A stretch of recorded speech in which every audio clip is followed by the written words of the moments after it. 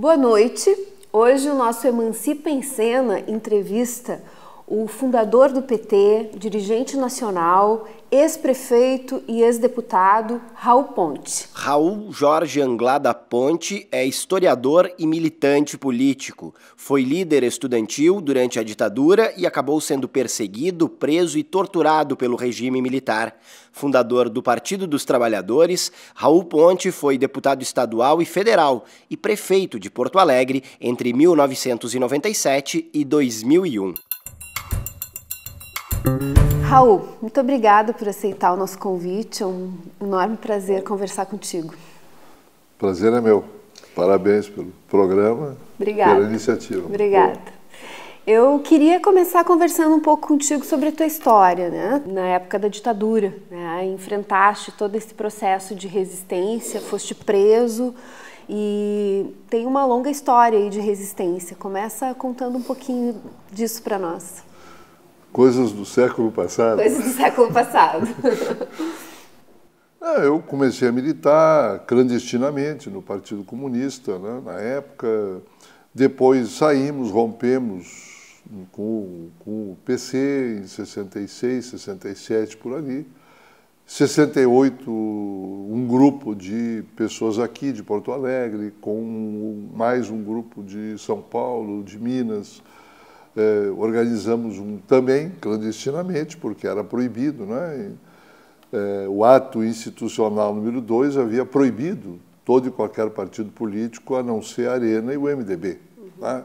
Que foram criações da ditadura para manter uma fachada democrática no Congresso, nas assembleias.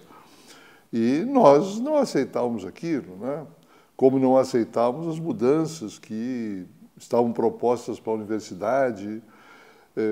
A reforma de 68 teve toda uma característica empresarial, muito orientada pela política norte-americana, que tinha muita influência aqui no Brasil.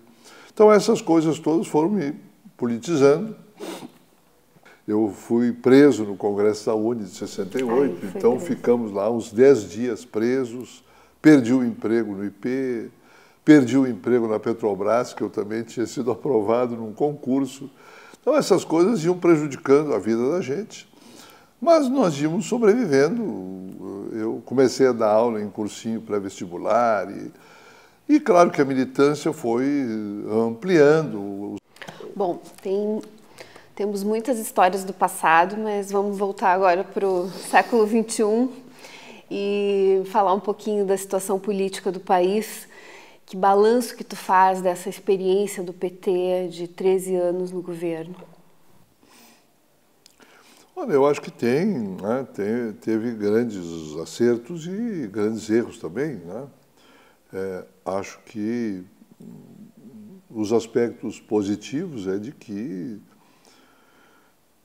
ficou evidente que é possível ter uma política distinta, diferente deste predomínio mundial do neoliberalismo, né?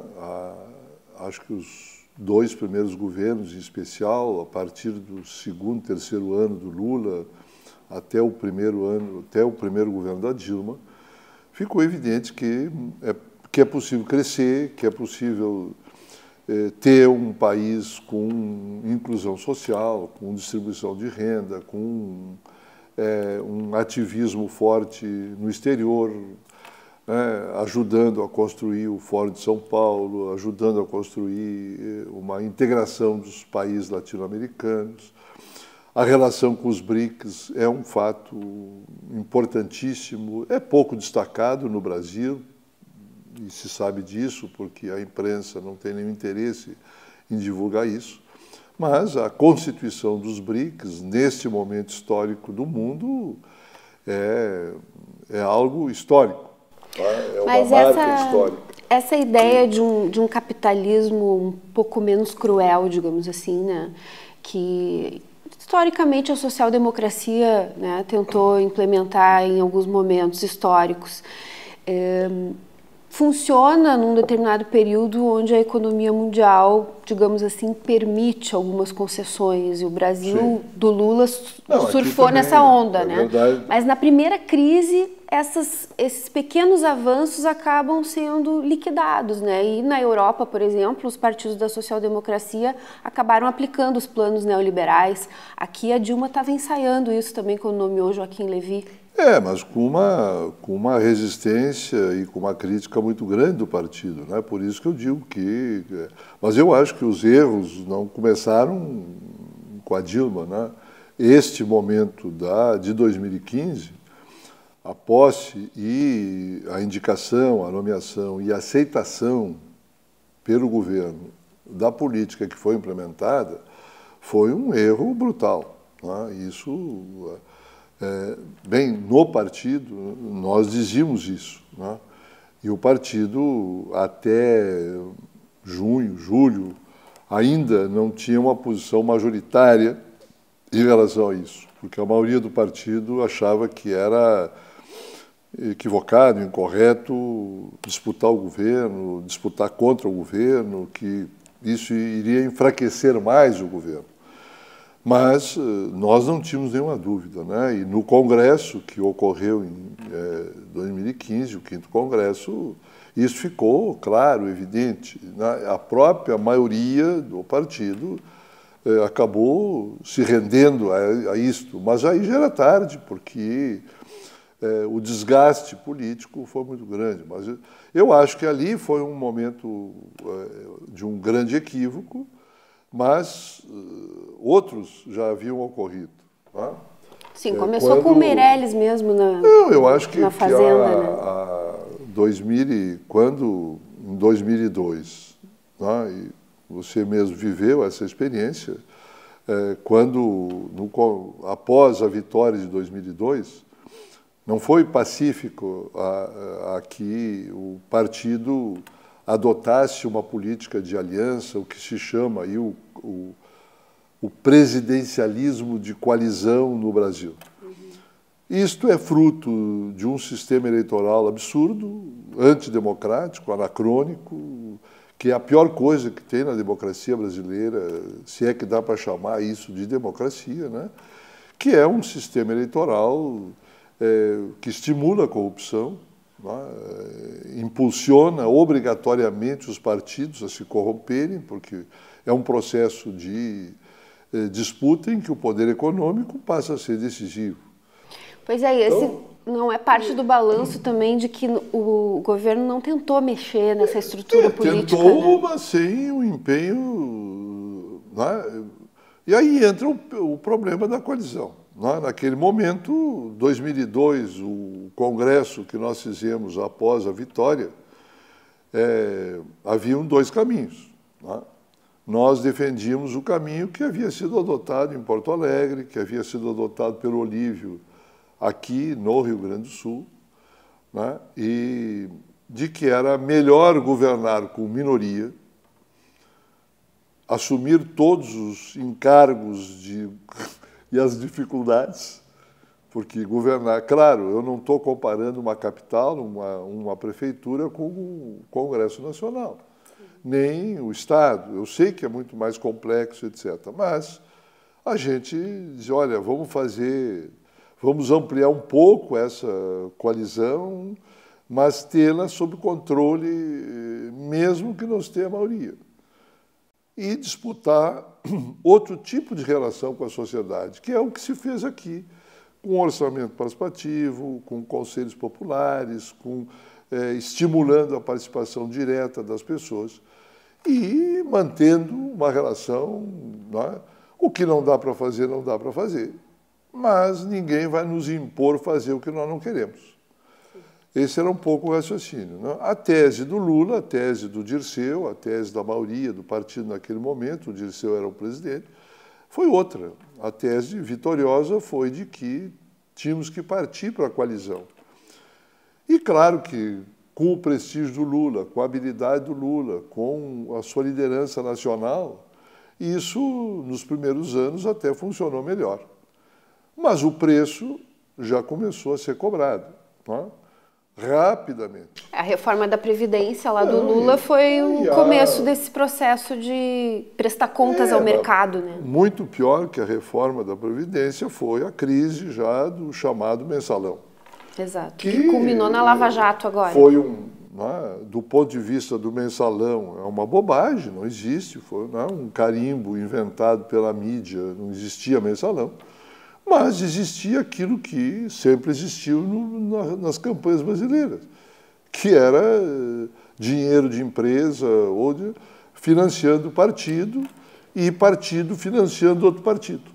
Mas o mensalão acabou se desdobrando na Lava Jato e a Lava Jato, alguns setores do PT tentam classificar como uma operação dirigida contra o PT, mas agora ela desmontou todo o PMDB do Rio, prendeu empresários, né, da Odebrecht, da alta cúpula da economia, né, brasileira.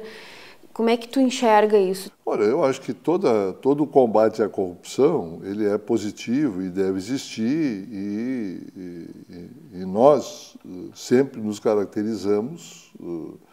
A nossa luta desde o início foi incorporando essa questão também como uma questão importantíssima, né? O que ocorreu com a Lava Jato foi de equivocado ou de errado, né? Quer dizer, é um processo de espetacularização e um processo de uso, de utilização disto contra interesses muito maiores que os dos partidos, que do país.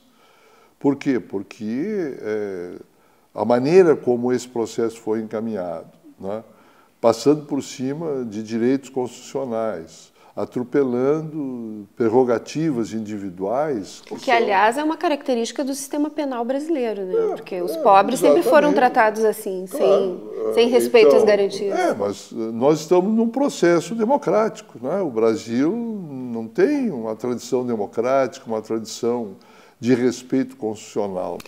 Vamos fazer um intervalinho, a gente já volta. Antes de eu conhecer esse cursinho, eu não tinha ideia de que existia universidade. Nossos amigos perguntam como é que a gente fez, como é que a gente entrou, se é muito caro. O Emancipa é um projeto social de educação popular que ajuda os jovens a ingressar na universidade. Desde 2011, mais de 500 estudantes realizaram este sonho, mudando as suas vidas e de suas famílias. Se não fosse pelo Emancipa, talvez eu nunca teria entrado no ensino superior. Apoie essa causa. O Emancipa muda vidas. O Emancipa Mulher é um projeto de educação popular que visa articular questões de gênero e raça.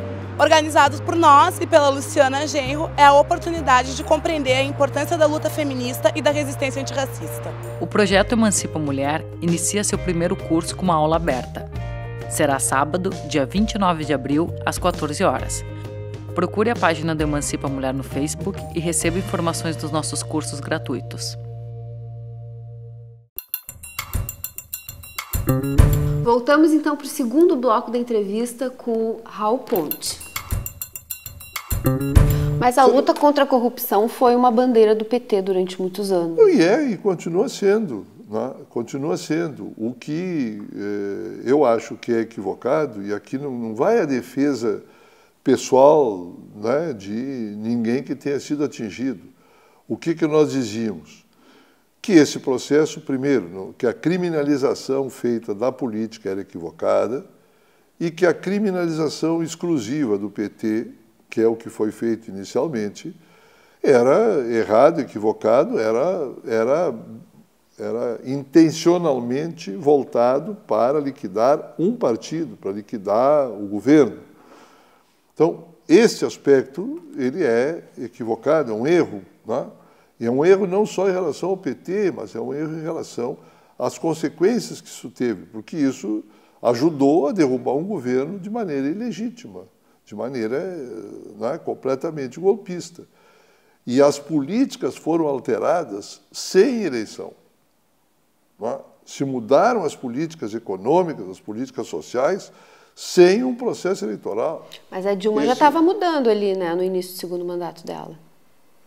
Mas nenhum... eu acho que, por exemplo, era muito mais equivocado a política de desonerações que foi feita para salvar as empresas, e as empresas não usaram esse dinheiro para manter investimento, usaram para o rentismo financeiro, né? Eu acho que isso era mais equivocado do que, por exemplo, fazer ajustes previdenciários, por exemplo, nos regimes únicos, né? Eu sou do INSS, sou aposentado do INSS. Trabalhei a vida inteira e paguei sempre o INSS, mesmo como prefeito ou como vereador. Mas tenho uma visão de que nos regimes próprios existem erros brutais. E isso tem que ser corrigido. Não é possível, não é cabível que você tenha um regime próprio estadual, municipal, com privilégios enormes. Né? Isso vale para esse escândalo que é aqui a Assembleia ter deputado se aposentando como deputado. Ora, o deputado tem que pagar o INSS, é isso que tem na lei, é isso que está na Constituição. Ou você ter magistrados, a viúva do magistrado recebendo sem teto, enquanto que o cidadão comum está limitado a um teto. Então, tem reformas que devem ser feitas, né? Onde tem desigualdades, tem privilégios, tem que ser enfrentado. Quer dizer, eu acho que o grande erro do governo Dilma foi acreditar que seria possível. Certamente ela sofreu uma pressão muito grande, né? Toda a mídia, os bancos, uma pressão brutal. Acho que dentro do partido também teve gente que disse que era melhor ir por aí mesmo, né? Mas foi um equívoco, e a prova foi o golpe, né? Porque na hora do golpe a resistência, o apoio popular, essas coisas não existiam. O mensalão, por exemplo, foi de 2005. Isso impediu a vitória do Lula? Não, porque as pessoas, sem endossar a corrupção, etc., entenderam que o conjunto da obra era mais positivo, que as políticas que estavam sendo desenvolvidas deveriam continuar, e o Lula foi reeleito, né, com um grande apoio popular em 2006. Então, eu acho que o nosso maior erro foi um erro da política econômica de 2015, um erro brutal, e que o partido hoje tem uma avaliação muito mais consolidada. Muito Mas essa cúpula que comandou o PT durante esse processo, que tu classifica com alguns erros importantes, ela continua tendo a força majoritária. Vocês fazem uma resistência desde aquela época, que eu estava junto, inclusive, nessa oposição ao campo majoritário, mas eles continuam no comando do partido, né? E cada vez com menos força, e atualmente eu acho que caminhando para uma derrota agora no Congresso deste ano.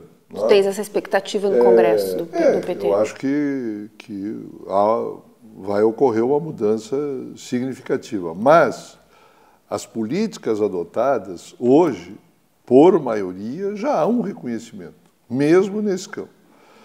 Agora, o problema é que, no Brasil, o presidencialismo, ou essa figura dos grandes líderes, né? No caso o Lula, por exemplo, né? O Lula poderia ter tido um peso maior, poderia ter incidido mais. E ele incidiu no sentido de ratificar, né? Não foi ao contrário. Não tem que derrotar o lulismo para mudar o PT? O problema é que isso não é tão simples, né? Eu acho que não concordo muito com esse negócio do lulismo, porque o Lula nunca foi um grande teórico, nunca foi uma figura assim que ele dava o rumo em algumas coisas, muito mais pela sua expressão popular, pelos seus votos. É um sujeito extremamente inteligente, competente, né? Um cara que é incontestável a sua liderança. Agora, o petismo ou o programa que está inscrito no partido não é lulista, né?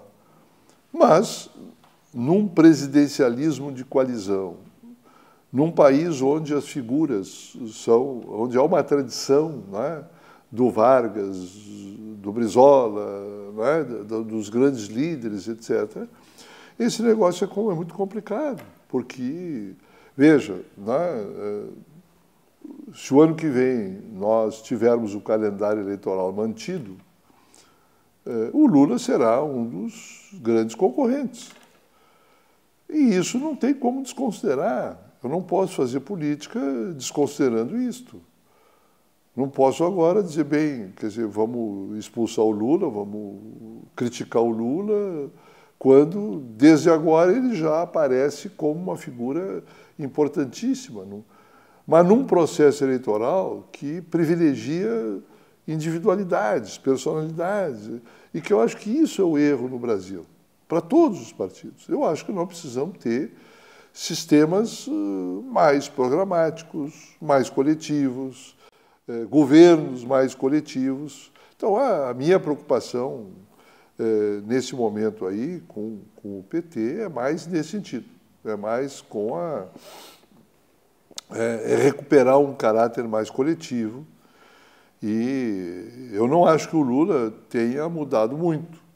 Ele continua pensando muito, até agora, muito da mesma forma quando foi governo, né?